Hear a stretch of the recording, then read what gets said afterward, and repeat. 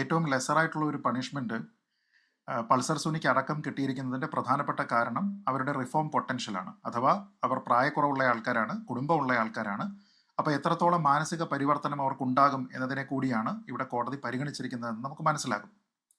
ഇവിടെ നേരത്തെ ഈ ചർച്ചയിൽ തന്നെ സൂചിപ്പിച്ചതുപോലെ വിചാരണ തടവുകാരനായിരുന്ന കാലം ഇയാളുടെ ശിക്ഷയിൽ നിന്ന് കുറയ്ക്കുകയും ചെയ്യും.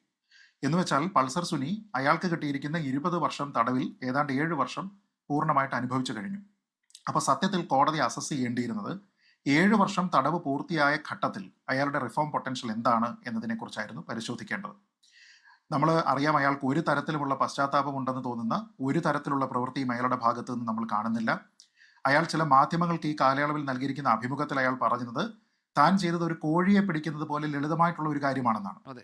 അയാൾ ഈ കഴിഞ്ഞ ദിവസം കോടതിയിൽ വന്ന് ഇറങ്ങിയതിന്റെ റീൽസ് അയാൾ തന്നെ പോസ്റ്റ് ചെയ്തു എന്നൊക്കെ തന്നെ ഞാൻ ചില മാധ്യമങ്ങളിൽ നിന്ന് അറിയുകയും ചെയ്തു. ഞാൻ പറഞ്ഞത്, അങ്ങനെ ഒരാൾ 7 വർഷം പൂർത്തിയാക്കിയതിനു ശേഷം അയാളുടെ റിഫോം പൊട്ടൻഷ്യൽ എന്താണ്? അതായത് ഈ ശിക്ഷാ കാലയളവിന്റെ പകുതിയോളം എത്താറായിട്ടുണ്ട്. ഇനി ഒരു 13 കൊല്ലം കൂടി അകത്ത് കടന്നു കഴിഞ്ഞാൽ അയാൾക്ക് മാനസിക പരിവർത്തനം ഉണ്ടാകും എന്ന് സത്യമായിട്ട് ഞാൻ കരുതുന്നില്ല. അപ്പോൾ അങ്ങനെ നോക്കിക്കഴിഞ്ഞാൽ അയാൾക്ക് കിട്ടേണ്ടിയിരുന്ന ശിക്ഷ കൂടുതലായിരുന്നു. ഇനി നേരത്തെ ഇവിടെ പറഞ്ഞു, 1-ാം പ്രതി ഒഴികെ മറ്റാർക്കും മുൻപ് ക്രിമിനൽ പശ്ചാത്തലം ഇല്ല എന്നൊരു വാദം കൂടി ഉണ്ടായിരുന്നു. അതിനെ പ്രോസിക്യൂഷൻ എതിർത്തതായിട്ട് ഞാൻ മനസ്സിലാക്കുന്നില്ല. അങ്ങനെയാണെങ്കിൽ 1-ാം പ്രതിയായിട്ടുള്ള പൾസർ സുനി നേരത്തെ തന്നെ പല കേസുകളിൽ പ്രതിയാണ്. ശ്രീ അഭിലാഷ് അതിന്റെ ഡീറ്റെയിൽസ് പറയുകയും ചെയ്തു.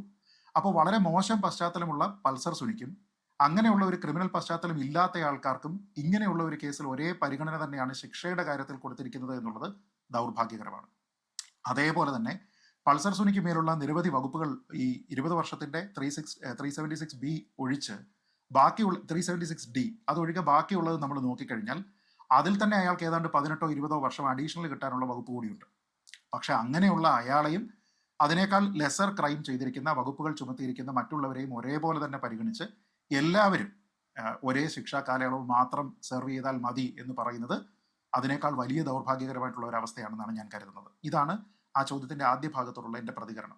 രണ്ടാമത്തെ ഭാഗം, താങ്കൾ പറഞ്ഞു ഈ സമൂഹത്തിനെ തൃപ്തിപ്പെടുത്തേണ്ടത് തരത്തിൽ കോടതി ചിന്തിക്കണോ? അതിൽ ഞാൻ പൂർണ്ണമായിട്ടും ജഡ്ജിന്റെ ആ സ്റ്റേറ്റ്മെന്റിനൊപ്പമാണ്. കാരണം ഒരിക്കലും സമൂഹം എന്ത് ചിന്തിക്കുന്നു എന്ന രീതിയിലത്തേക്ക് സമൂഹത്തിന് വേണ്ടിയിട്ടുള്ള ഒരു വിധി, ഗാലറിക്ക് വേണ്ടിയിട്ടുള്ള ഒരു വിധി, അതൊരിക്കലും ഒരു ജഡ്ജും അത് അവരുടെ വിധിന്യായത്തിൽ ഉൾപ്പെടുത്താനായിട്ട് പാടില്ല.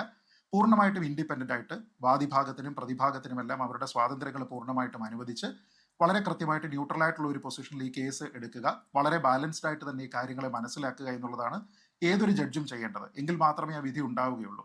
അതല്ല എങ്കിൽ സമൂഹം ഒരുപക്ഷെ എന്ത് ചിന്തിക്കുന്നു എന്നതിന്റെ അടിസ്ഥാനത്തിൽ കുറ്റവാളിയാണെന്ന് തോന്നുന്ന ഒരാളിനെ കുറ്റവാളി അല്ല എന്ന് പറഞ്ഞ് വെറുതെ വിട്ടുകഴിഞ്ഞാൽ, അതേപോലെ കുറ്റവാളി അല്ല എന്നുള്ള ഒരാളിനെ സമൂഹം അയാൾ കുറ്റവാളിയാണെന്ന് കരുതുന്നല്ലോ എന്നതിന്റെ പേരിൽ ശിക്ഷിച്ചു കഴിഞ്ഞാൽ അത് നീതിയല്ല, പകരം സെർവ് ചെയ്യുന്നത് അനീതിയാണ്. അതുകൊണ്ട് ആ കാര്യത്തിൽ ഞാൻ കോടതി പറഞ്ഞിരിക്കുന്ന വാദത്തിനൊപ്പമാണ്. സമൂഹത്തിനെ തൃപ്തിപ്പെടുത്തുന്നതിന് വേണ്ടിയാവരുത് വിധിന്യായം. പക്ഷേ ശിക്ഷയുടെ കാര്യത്തിൽ ശിക്ഷ ഒരു ഡെറ്ററന്റ് ആയിട്ട് കൂടി പ്രവർത്തിക്കണം എന്നുള്ളതാണ് നമ്മുടെ ഒരു തത്വം. അതായത് ഇനിമേലും ഇതേപോലെയുള്ള സമാനമായിട്ടുള്ള ഒരു ക്രൈം ചെയ്യുന്നതിൽ നിന്ന് ഏതൊരാളെയും പിന്തിരിപ്പിക്കുന്ന തരത്തിലുള്ള ഒരു ഡെറ്ററന്റ് ആയിട്ട് അത് പെരുമാറണം. അപ്പോൾ നേരത്തെ ഗോപി പറഞ്ഞതൊരു വളരെ വലിയൊരു വൈജാത്യമാണ്. അതായത് നമ്മൾ നോക്കിക്കഴിഞ്ഞാൽ ഏറ്റവും കൂടുതൽ കാലയളവ് ഇതിനോടകം തടവിൽ കിടന്നത് പൾസർ സുനിയാണ്. അയാളാണ് ഇതിന്റെ ഏറ്റവും പ്രധാനപ്പെട്ട ക്രൈം ചെയ്തിരിക്കുന്നതും. പക്ഷേ ഇനി ബാക്കി സെർവ് ചെയ്യാനുള്ള കാലം കഴിയുമ്പോഴേക്കും പൾസർ സുനി ആദ്യം വരികയും ഈ 6-ാമത്തെ പ്രതിയായിട്ടുള്ള ഇതുവരെ 2 വർഷം മാത്രം സെർവ് ചെയ്തിരിക്കുന്ന ആൾ ഫുൾ പീരീഡ് സെർവ് ചെയ്താൽ പോലും ഇനിയൊരു 18 കൊല്ലം കഴിഞ്ഞ് മാത്രം പുറത്തു വരികയും ചെയ്യുന്ന ഒരു സാഹചര്യമുണ്ട്. ഞാൻ പറയുന്നത് ഈ 12-13 വർഷം പെൻഡിങ് എന്ന് പറയുന്നതിനെ പോലും കുറയ്ക്കാനുള്ള ഒരു സാഹചര്യമുണ്ട്. നമ്മളിപ്പോൾ അപ്പീലിന് പോകുന്ന സമയത്ത് കൂടുതലായിട്ടുള്ള ശിക്ഷ ഇവർക്ക് കിട്ടുമോ എന്നൊന്നും അറിയില്ല. വളരെ റെയർ കേസുകളിൽ മാത്രമേ അങ്ങനെ കിട്ടാറുള്ളൂ. സാധാരണ ഈ ശിക്ഷാവിധികളൊക്കെ തന്നെ കമ്മ്യൂട്ട് ചെയ്യുകയാണ് ഈ ഹയർ കോടതികളിൽ പോകുമ്പോൾ കാണുന്നത്. വളരെ റെയറാണ് അത് കൂട്ടിക്കൊടുക്കുക എന്ന് പറയുന്നത്.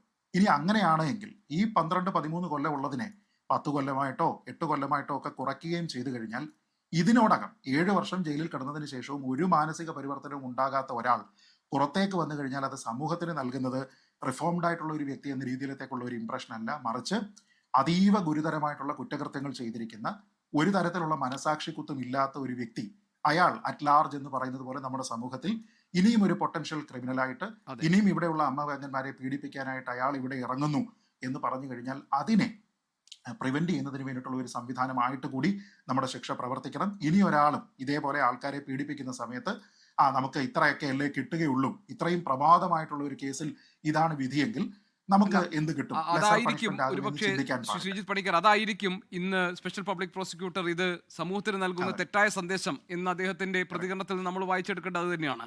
ലോകത്തെവിടെയായാലും ഏത് സമയത്തും 24 വാർത്തകളും ഓഗ്മെന്റഡ് റിയാലിറ്റി പാക്കേജുകളും എക്സ്പ്ലെയിനറുകളും വിശദമായി കാണാൻ ഞങ്ങളുടെ യൂട്യൂബ് ചാനൽ നിങ്ങൾക്ക് സബ്സ്ക്രൈബ് ചെയ്യാം.